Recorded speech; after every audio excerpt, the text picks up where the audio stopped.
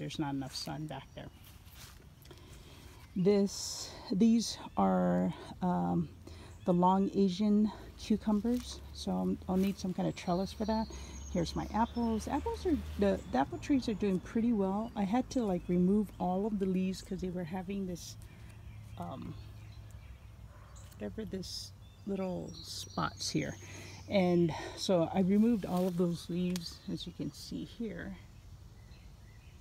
and then it started growing back again, because why keep it when you have these weird little seeds things on it. And I couldn't find an animal or insect that was related to this stuff.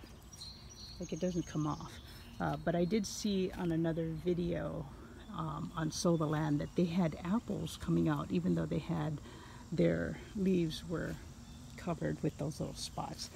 So these were this is a holiday variety. These are heirlooms that I got from a local farmer, and so I don't know what the apples taste like. I just told the person what I wanted. I wanted dwarf apple trees and the type that are similar to Gala and crisp and sweet. So this is, I think, Fireside something. So the graft is right here, where they graft on the tree to a small graft they call G935. So this graft will make it where it's smaller, and then I'm just going to break off the leaves that are coming down from the graft part, because I want it more up here.